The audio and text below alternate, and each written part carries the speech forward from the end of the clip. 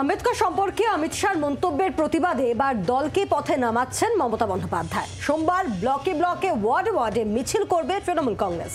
আর কেন্দ্রীয় স্বরাষ্ট্রমন্ত্রীর বিরুদ্ধে রাজ্যসভায় স্বাধিকার ভঙ্গের নোটিশ ও সংসদ ভবন চত্বরে বিক্ষোভের পর এবার তৃণমূলের মিছিলের কর্মসূচি ঘিরে তুঙ্গে চর্চা। अभी एक फैशन हो गया है अम्बेडकर अम्बेडकर अम्बेडकर अम्बेडकर अम्बेडकर अम्बेडकर।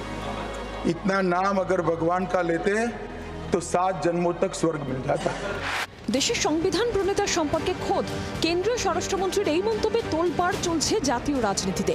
অমিত শাহের মন্তব্যের প্রতিবাদে বিক্ষোভকে কেন্দ্র করে রক্ত ঝরেছে গণতন্ত্রের মন্দির সংসদ ভবন চত্বরে। কেন্দ্রীয় স্বরাষ্ট্রমন্ত্রীর মন্তব্যের প্রতিবাদে সোশ্যাল মিডিয়ায় সরব হয়েছেন মমতা বন্দ্যোপাধ্যায়।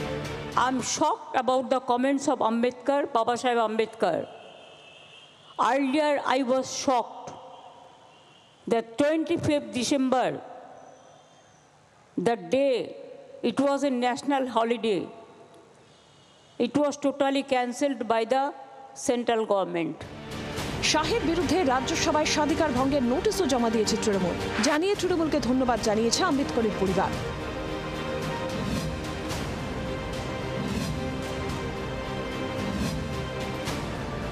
শাহের বিরুদ্ধে আম্বেদকর সম্পর্কে অপমানজনক মন্তব্যের অভিযোগে এবার দলকে পথে নামাচ্ছেন মমতা বন্দ্যোপাধ্যায়।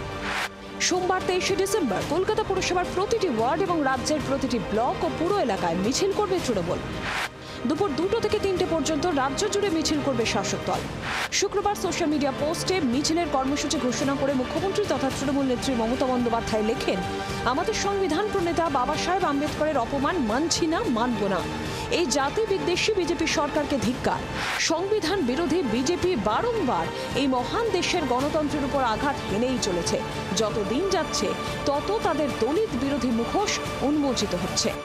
বাবা সাহেব আম্বেদকর তো তিনি তাকে যেভাবে অমিত শাহ অপমান করেছেন অত্যন্ত কুৎসিত বিষয়।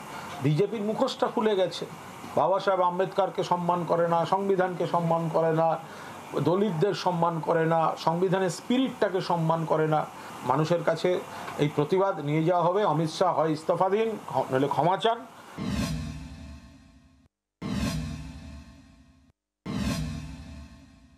তৃণমূল কংগ্রেসকে পথে নামতেই হবে। গলায় গামছা নিয়ে তৃণমূল কংগ্রেসকে পথে নামতে হবে বাঁচার জন্য। তৃণমূল কংগ্রেস অতি দ্রুত নিশ্চিত স্বাভাবিক রাজনৈতিক মৃত্যুর দিকে এগিয়ে যাচ্ছে।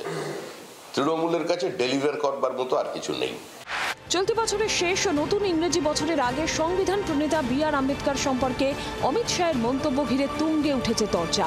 ব্যুরো রিপোর্ট, জি 24 ঘন্টা।